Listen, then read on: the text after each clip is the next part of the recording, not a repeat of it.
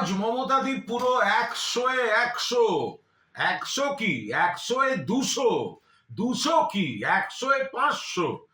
কোন মুখ্যমন্ত্রী নিজের রাজ্যের মানুষের অধিকার রক্ষায় সুপ্রিম কোর্টে সওয়াল, এবং শুধু সওয়াল নয়, আজ মমতা বন্দ্যোপাধ্যায় মাননীয় মুখ্যমন্ত্রী যা যা পয়েন্ট তুলেছেন, সুপ্রিম কোর্ট সেগুলির মান্যতা দিয়েছেন, গুরুত্ব স্বীকার করেছেন, হস্তক্ষেপ করেছেন, ইলেকশন কমিশনকে নোটিশ ধরিয়েছেন।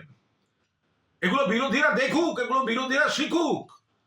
যে যে পয়েন্ট মমতাদি বলেছেন, এবং ওই ঐতিহাসিক মুহূর্ত সুপ্রিম কোর্টের প্রধান বিচারপতির বেঞ্চের সামনে মমতা বন্দ্যোপাধ্যায় সওয়াল শেষ করে বলছেন, সেভ বেঙ্গল, সেভ ডেমোক্রেসি। ইতিহাস, ইতিহাস। যে কটা পয়েন্ট আজ কি করেছেন Supreme Court, notice issue, logical ডিসক্রিমিনেন্সির নামে এইভাবে হ্যারাস করা যাবে না, একজন বৈধ ভোটারকেও বাদ দেওয়া যাবে না। আর ওই মাইক্রো অবজারভারের নামে যেগুলো হচ্ছে, কিভাবে মাইক্রো অবজারভার অ্যাভয়েড করা যেতে পারে তার পথ খোঁজা শুরু হয়েছে।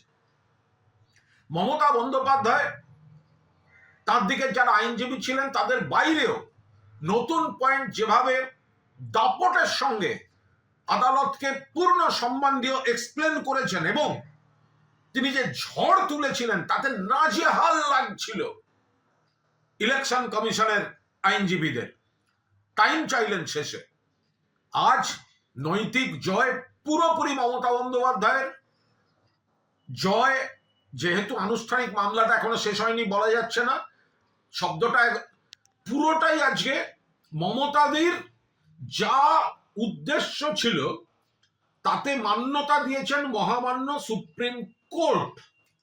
ফলে পরিষ্কার কথা, ইতিহাস করে দিয়েছেন মমতাদি।